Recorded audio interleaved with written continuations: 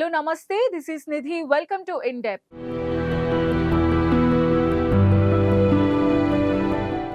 ప్రపంచంలో యుద్ధాలను అప్పటికప్పుడు ఆపగల శక్తి కేవలం ఇద్దరికే ఉందని చెప్పుకుంటారు.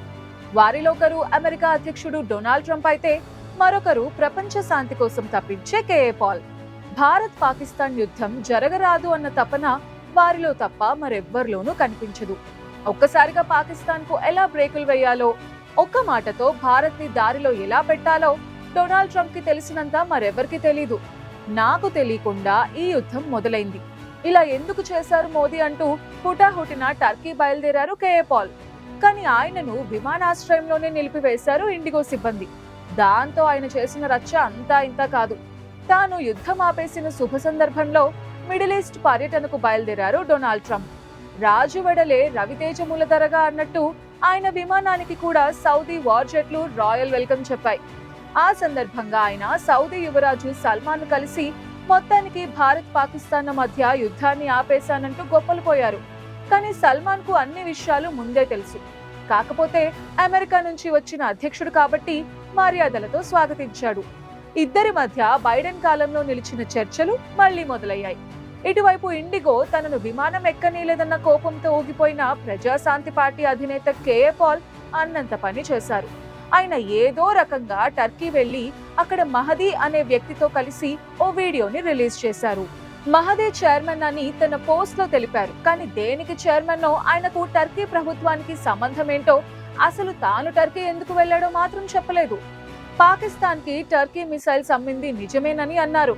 కానీ అమెరికా కూడా పాకిస్తాన్ కి మిసైల్స్ అమ్మలేదా అని లా పాయింట్ లేవదీశారు. ప్రస్తుతం డొనాల్డ్ ట్రంప్ సౌదీ అరేబియాకు ఎందుకు వెళ్లాడు? మిసైల్స్ అమ్మడానికే కదా వెళ్ళింది అని ప్రశ్నించారు. యుద్ధాల్లో ఎంతో మంది మన దేశ పౌరులు ప్రాణాలు కోల్పోయారన్నారు. ఇదే న్యూక్లియర్ వార్ అయితే లక్షల కోట్ల మంది చనిపోతారన్నారు. అందుకే రష్యా యుక్రెయిన్ యుద్ధం సమయంలో అక్కడ తాను ఉంటానని చెప్పారు. మిసైల్స్ ఆపడానికే తాను టర్కీ వెళ్లినట్టు తెలిపారు. యుద్ధాలు ఆపాలని అన్నారు. యుద్ధం కోసం సామగ్రిని అమ్మకూడదని అన్నారు. యుద్ధాలను మొదలు పెట్టేవారు కాదు, యుద్ధాలను ఆపే నాయకత్వం కావాలని చెప్పారు. ఇక్కడితో పాల్ గారిని ఈ కథలో నుండి డిలీట్ చేస్తే ఇక మరోసారి డొనాల్డ్ ట్రంప్ గురించి చూద్దాం. అక్కడ అదే సీన్, కేవలం వ్యక్తులే మారారు. సౌదీ యువరాజు సల్మాన్ ముందు ట్రంప్ గొప్పలు పోయారు. భారత్ పాక్ కాల్పుల విరమణ మా ఘనతే అన్నారు. భారత్ పాకిస్తాన్ల మధ్య ఉద్రిక్తతలు పెరగకుండా కాల్పుల విరమణ ఒప్పందం కుదరడంలో తమ పాలనా విభాగం మధ్యవర్తిత్వ పాత్రను విజయవంతంగా పోషించిందని అమెరికా అధ్యక్షుడు డొనాల్డ్ ట్రంప్ పునరుద్ఘాటించారు. తమ కేబినెట్ ఇరు దేశాల మధ్య అణుయుద్ధం జరగకుండా నిలువరించిందని చెప్పారు. శత్రుత్వాన్ని విడిచిపెడితే వారితో అమెరికా భారీ ఎత్తున వర్తకాన్ని చేస్తుందని ప్రతిపాదించిందని సల్మాన్ తో చెప్పుకొచ్చారు. 4 రోజుల పశ్చిమాసియా పర్యటనలో భాగంగా మంగళవారం సౌదీ అరేబియాకు చేరుకున్న ట్రంప్ రియాద్ లో జరిగిన సౌదీ అమెరికా పెట్టుబడుల ఫోరం సమావేశంలో ప్రసంగించారు. ఈ సందర్భంగా నా ప్రారంభోపన్యాసంలో చెప్పినట్టు శాంతి పరిరక్షకుడిగా, ఐక్యతావాదిగా ఉండాలన్నది నా ఆశయం. నేను యుద్ధాన్ని ఇష్టపడను. భారత్ పాక్ మధ్య ఒప్పందం కుదిరేందుకు వాణిజ్యాన్ని ఉపకరణంగా వినియోగించాను. సహచరులారా రండి, ఒక ఒప్పందాన్ని కుదుర్చుకుందాం, కొంత వ్యాపారం చేద్దాం అని వారికి నచ్చజెప్పాను. అణుక్షిపణుల వాణిజ్యం చేయొద్దు, అందరికీ ఆనందాలు కలుగజేసే విషయాల్లో వాణిజ్యం చేద్దాం. దాంతో గొప్ప, శక్తివంతమైన, ఉత్తమ తెలివైన భారత్ పాక్ పాలకులు ముందుకు వచ్చారు. దాంతో యుద్ధం నిలిచిపోయింది. అది అలాగే కొనసాగాలని ఆశిద్దామంటూ ఎలన్ మస్క్ వంటి ఉన్నత స్థాయి ఆహుతుల కరతాళ ధ్వనుల మధ్య ట్రంప్ సెలవిచ్చారు. ఈయన మాటలు వింటుంటే కేఏ పాల్ తక్కువేమీ కాదని అనిపించింది. తమ విదేశాంగ మంత్రి మార్కో రూబియో, భారత్ పాక్ ఒప్పందానికి కృషి చేసిన యంత్రాంగం పట్ల గర్వంగా ఉన్నానన్నారు డొనాల్డ్ ట్రంప్. అయితే సల్మాన్ మరో విధంగా ట్రంప్ ని కార్నర్ చేశారు. భారత్ పాకిస్తాన్ సంగతి సరే, మీ అణు కార్యక్రమం, గాజాలో యుద్ధం, యుక్రెయిన్ రష్యా యుద్ధం సంగతేమైందని ట్రంప్ ని సల్మాన్ ప్రశ్నించారు. ఈ సందర్భంగా ఆర్థిక, ద్వైపాక్షిక సహకారం, సైనిక రంగాలకు సంబంధించిన డజనుకు పైగా ఒప్పందాలను కుదుర్చుకున్నారు. మరోవైపు నూతన అణు ఒప్పందం కోసం ఇరాన్ పై ఒత్తిడి తెస్తున్న ట్రంప్ ఆ దేశాన్ని కొత్త, ఉత్తమ మార్గాన్ని ఎంచుకునేలా చూడాలని సూచించారు. అయితే ఇరాన్తో ఘర్షణను తాము కోరుకోవడం లేదన్నారు ట్రంప్. ఈ సందర్భంగా డొనాల్డ్ ట్రంప్ గౌరవార్థం ఖతార్ పాలకులు విలాసవంతమైన సరికొత్త విమానాన్ని బహుమతిగా ప్రకటించారు. అయితే స్వతహాగా ఓ వ్యాపారి అయిన ట్రంప్ ఇలాంటి బహుమతిని అంగీకరించకపోవటం మూర్ఖత్వమే అవుతుందన్నారు. గిఫ్ట్ గా వచ్చిన విమానాన్ని అందుకోవడం అన్నది గొప్ప విషయంగా ట్రంప్ అభివర్ణించారు. అయితే ఈ గిఫ్ట్ ద్వారా ఖతార్ రాయల్ ఫ్యామిలీ ఏమైనా లబ్ధి పొందనున్నారా అన్నది తర్వాత తేలనుంది.